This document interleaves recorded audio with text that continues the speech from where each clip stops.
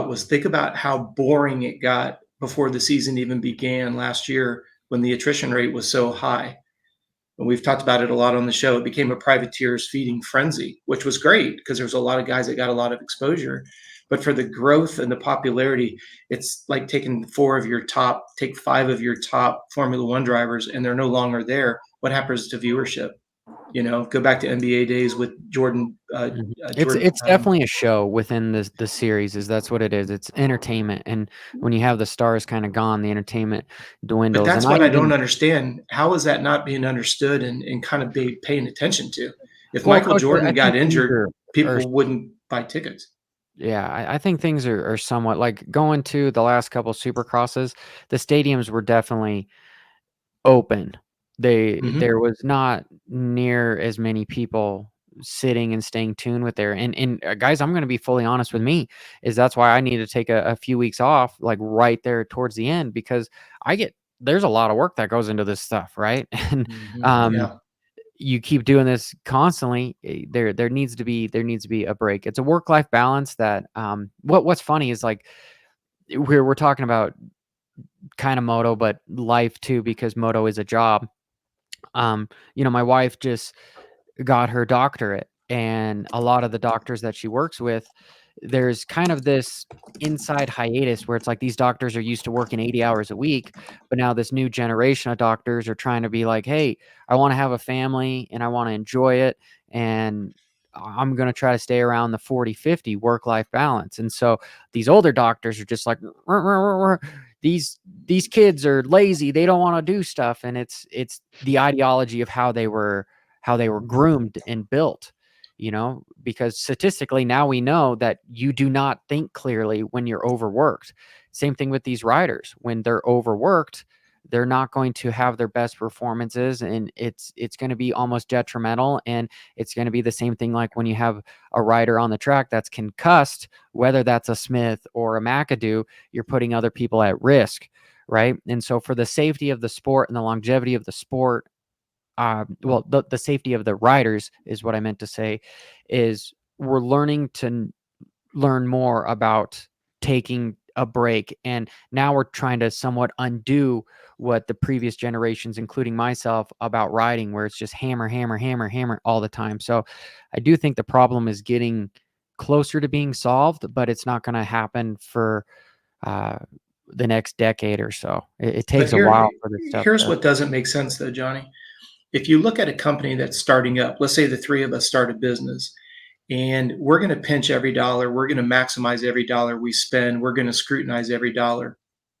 The company grows, and then you put somebody on salary, and instead of that person really producing a lot of output for the money they're getting paid, they've got a contract, they get a little bit complacent, and then what ends up happening is the company grows and grows and grows, and then there's all this misuse of funds, right? You're buying stuff, you're paying for stuff. There's a lot of money that's getting essentially wasted. Now you look at the idea that you just made a comment that the series is kind of pushed it. The two groups of promoters have pushed and pushed and pushed and pushed, and then the stadiums become less and less full. Johnny, we've seen this with Ironman.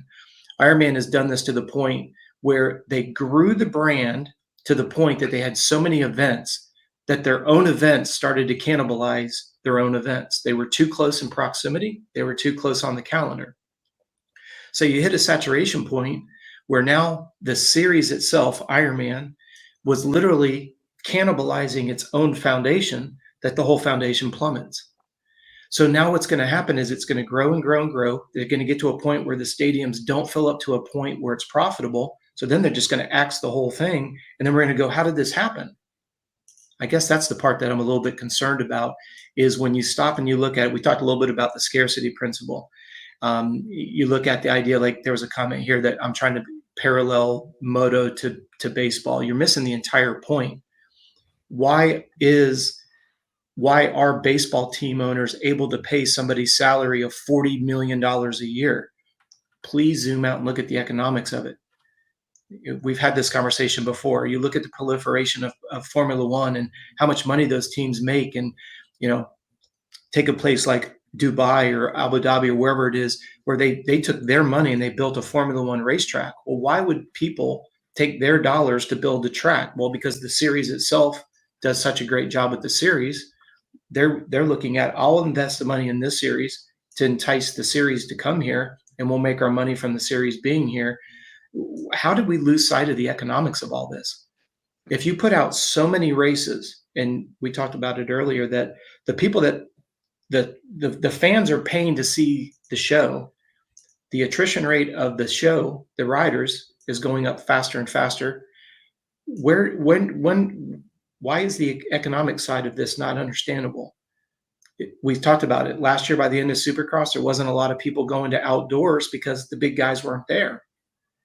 So now you start looking at all of the, and just for the sake of the listener, when you go and you when you listen to the press conference yesterday, did you notice how they spent the first 30 minutes continuously telling us how much the numbers have grown?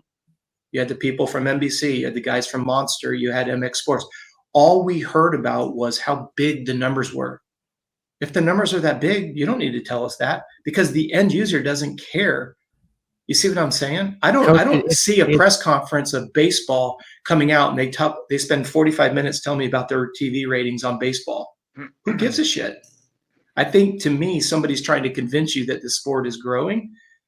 Do you see I'm concerned about the economics. Arbitrarily quantity over quality, right? If you have Mm-hmm. more races, more this, you will see an uptick before people then go, okay, there's too much, right? And that's where I think the sport is right now. Is, yes, we have more viewership, and that's just because we have more races, right? We have this influx of this new exciting thing, and so here's this intermittent boost about stuff, and how long is it going to last? That's the question, right? And we'll see from the riders and the participants and the fans, truthfully. I mean, Shane, your opinion.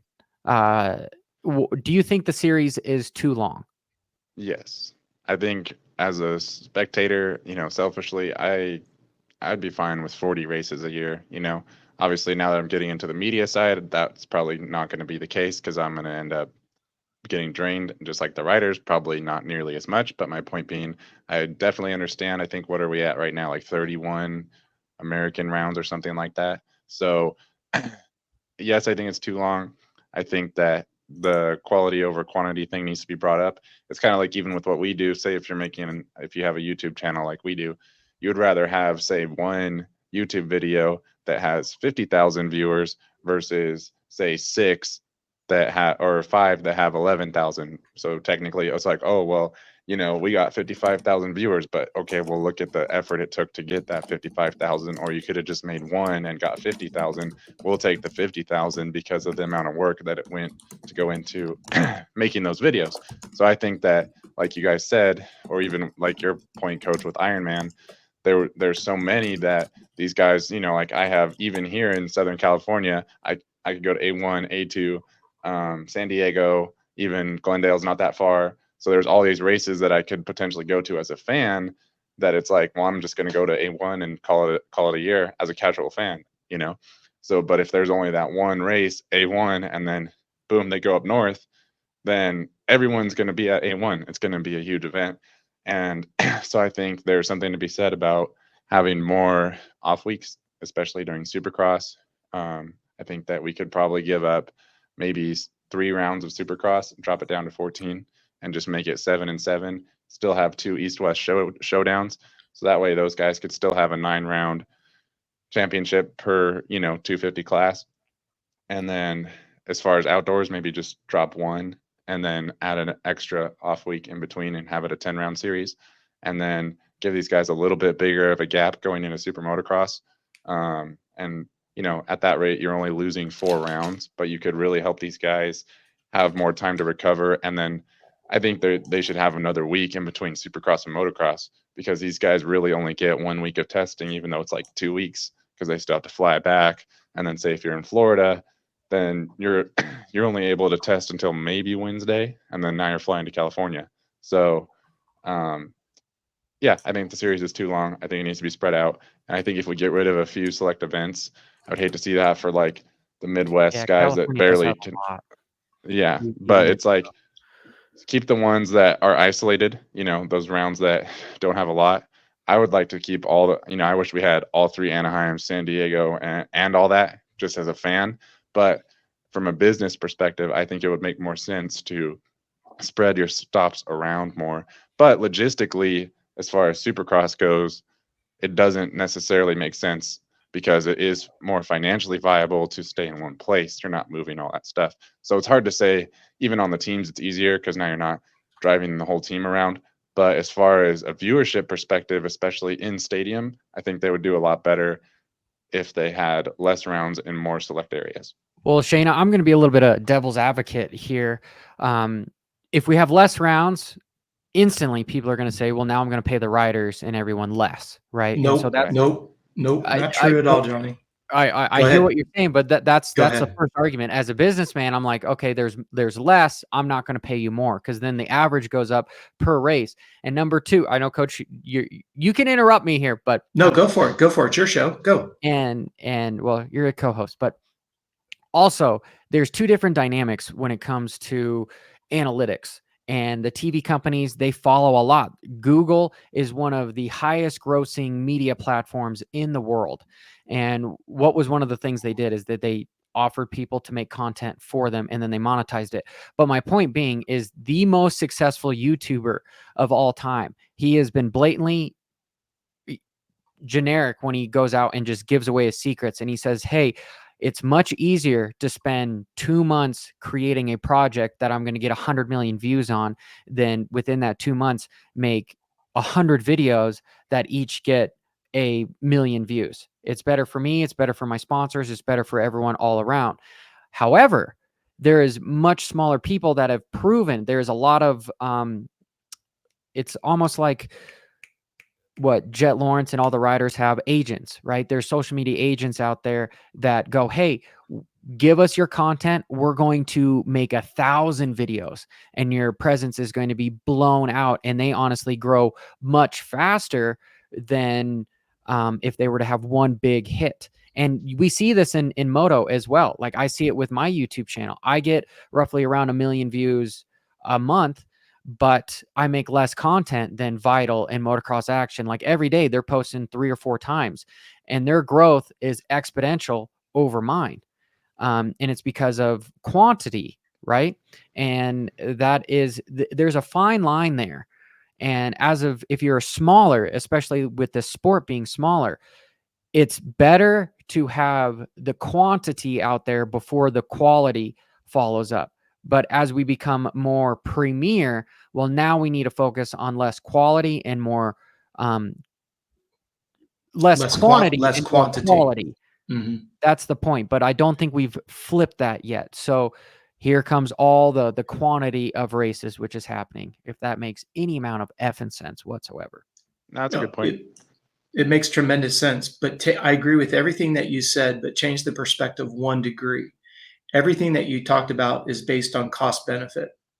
So like you're saying, until you can get those big ROI dollars, you're going to have to spend more time to produce more volume. Then when the content gets more and more attention, you can produce less content because the value and the ROI goes up. And that's what I was saying about as a business owner, if I can cut my cost and maintain or even increase my output, I pay my staff more. So for example, all of my staff is paid on projects. We don't put a dollar value on hour, we put a dollar value on project. So think about it this way. If I hire you to make me a logo and you charge me $10,000 and in 40 minutes you send me a logo and I go, holy shit, I just paid you $10,000 for 40 minutes worth of work. Well, I have to take a spoonful of my own medicine because what if that logo took you 4 weeks? Do I need to pay you because you said you were going to create a logo for me in a week and I agreed to pay you $10,000?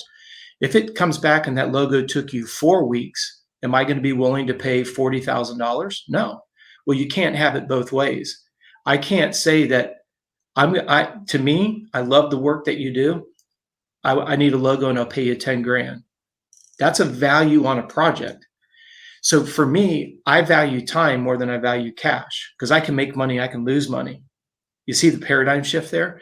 So if we can go back to like what Shane was saying, if he's got 11 races around him, he's a little less apt. He might miss one for something as benign as a, you know, I was going to say a birthday party, but let's say it's just for a friend's birthday party, not somebody that really matters. You're doing the cost benefit to, well, I've got 3 other races I can go to. Well, now the races have gotten so diluted that the cost benefit isn't there for you. If, like Shane said, if there's only A1, come heck or high water, he's going to be there. So that's where you've got to constantly look at it from an economic standpoint. Johnny, when you first started out, it was content, quantity, quantity, quantity, quantity. You built your numbers, and now, I mean, it's still a lot of work. You're doing a dozen videos a week, but that's where Yeah, we my always go quantity back has to. actually gotten up. It's Yours gone up. has gone up, but why? And I've seen the boost with the viewership and the subscribers and everything, you know, and that's what But I hold mean. your thought. Hold your thought. How similar are all 5 of your videos? Just take the number 5. How similar are those 5 videos? They're not. You have race analysis, you have technique analysis, you have track walk, you have this show. So the whole scarcity principle, you're just validating what we're speaking about. If you had 5 redundant shows, you wouldn't have the same amount. How many people here are like, can't wait, it's Friday, I get to see Johnny? They say it in the chat room every week. Good to see you, Johnny. Good morning. Good to see you. If it was there every day of the week, they may or may not come in. So that's where we've got to get away from what's the value we're providing. I'll pay $100 a seat if the entertainment is good. And if I can only see it once a year, to me, that the $100 is, I don't look at that as being expensive, because I'm so excited about that, because the value of going there supersedes my $100 that I'll drop per person. Do you guys